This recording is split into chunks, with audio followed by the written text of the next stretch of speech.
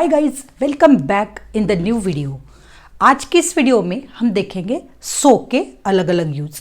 Guys, English language में एक ही words के बहुत सारे अलग अलग यूज होते हैं। जैसे मैंने मेरे पिछले वीडियो में वेरी के डिफरेंट यूज आपको बताए। तो क्या होता है, जब एक ही वर्ड के डिफरेंट यूज होते हैं और वो हमें अगर पता ना हो तो हम ना ही इंग्लिश अच्छे से समझ पाते हैं, ना ही हम बोल पाते हैं। तो आपको अगर सही में फ्लुएंट होना है इंग्लिश में, तो आपको हर वर्ड के डिफरेंट मीनिंग और उसे किस तरह से यूज किया जाता है ये सीखना बहुत ज़रूरी है। तो चलिए देखते हैं। सो ये वर्ड हमें डिफरेंट मीनिंग देता है।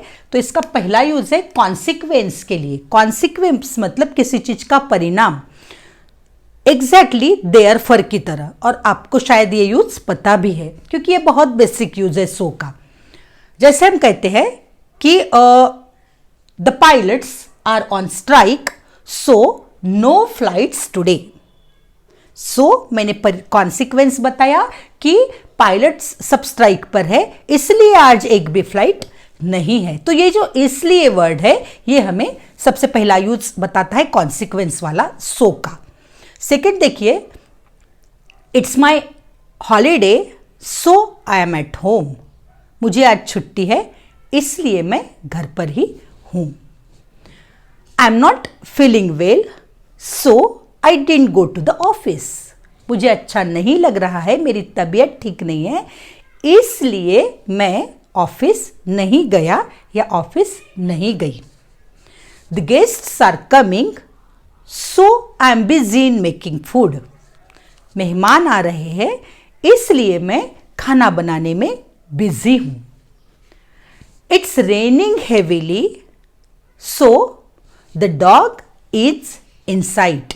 बहुत तेज बारिश हो रही है इसलिए हमारा जो पेट है, डॉग है, वो घर के अंदर है। तो इस तरह से सो का पहला यूज हमने देखा जो कॉन्सिक्वेंस से रिलेटेड है, जो परिणाम से रिलेटेड है। एग्जैक्टली हम उसे देयरफॉर की तरह यूज कर सकते हैं। सेकेंड सो का यूज है पर्पज। तो सो को हम यूज कर सकते हैं पर्पज की तरह। उद्देश्य जब हमारा होता है, कोई भी काम करने का हमारा एक उद्देश्य होता है गाइस, जिसे हम एग्जैक्टली इन ऑर्डर दैट की तरह यूज कर सकते हैं। यहां मैंने एक सेंटेंस लिखा है, she woke up early so that she could catch the train. वो जल्दी उठी जिससे कि वो ट्रेन पकड़ सके। जिससे कि इस सेंस में यहां पर ये सो आया है। देखिए, I study hard so that I can get good marks. मैं बहुत स्टडी करती हूं जिससे कि मैं अच्छे मार्क्स ला सकूं। I go for walk so that I can get good health. मैं वॉक को जाती हूं जिससे कि मैं अच्छी हेल्थ पा सकूं। He works hard so that he can earn some money. वो कठिन परिश्रम करता है जिससे कि वो कुछ पैसे कमा सके। तो इस तरह से हमने सो को देखा, लेकिन यहां पर सो के साथ हमें दैट को लेना है, तब वो पर्पस की तरह हम उसे यूज कर पाएंगे। एक उद्देश्य हमारा जो होता है वो, मतलब in order that.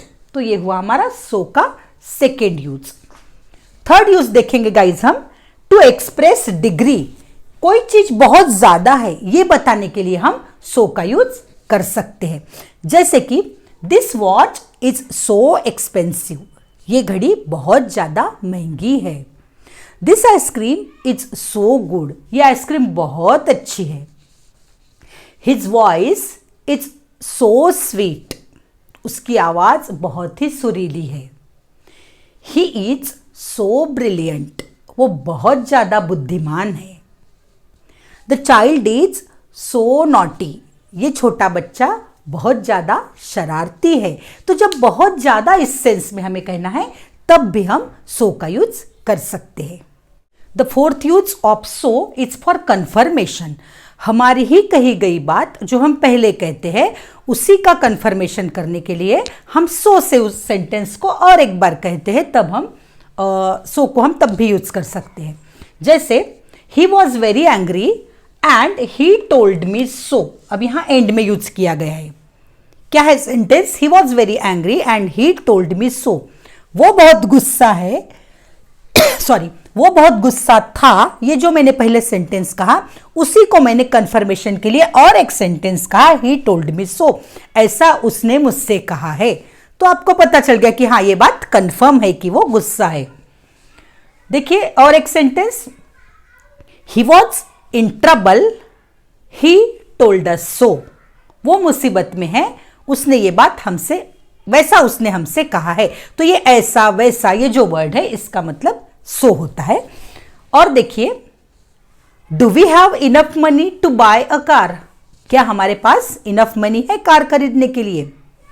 We hope so, we hope so, ऐसा हमें लगता है, ऐसी हम आशा करते हैं। Are they good friends, I don't think so, क्या वो अच्छे दोस्त है?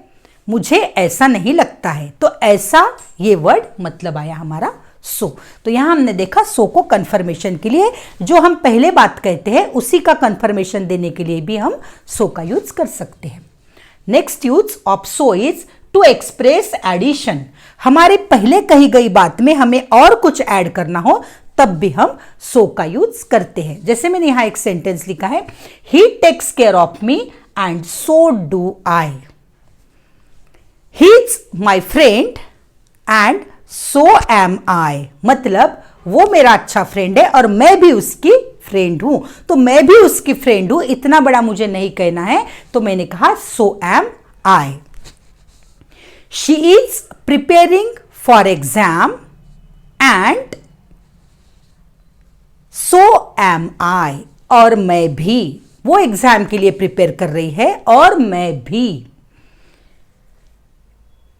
ही is living in Mumbai and so are they, वो मुंबई में रह रही है और वे भी मुंबई में रह रहे हैं। तो सो आर दे मैंने कहा, मैंने ये नहीं कहा कि they are also living in Mumbai. तो जो ऑल्सो के लिए यूज किया जाता है वही हम यहां पर सो का यूज कर सकते हैं, उसी सेंस में हम यहां पर सो का यूज कर सकते हैं। लास्ट यूज इसका है, कुछ फ्रेजेस में हम यूज कर सकते हैं सो को। आपने सुना होगा सो एंड सो, सो एंड सो का मतलब होता है इत्यादि इत्यादि।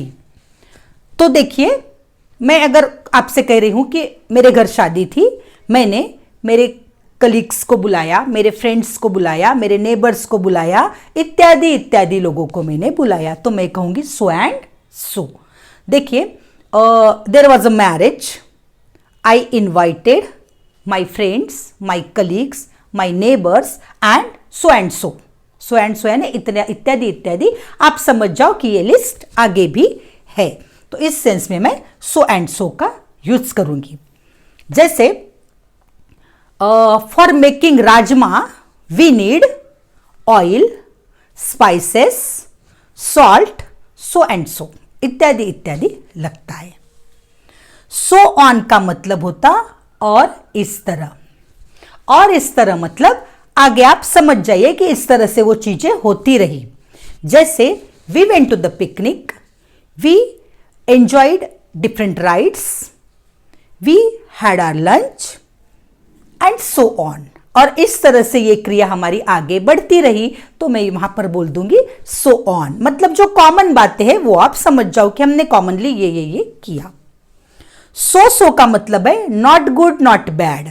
जब हम किसी चीज के बारे में एक्सट्रीम राय नहीं हमारी कायम करते तो हम उसे सो कहते हैं। जैसे his hand writing is so, मतलब वो बहुत अच्छी भी नहीं है बहुत बुरी भी नहीं है।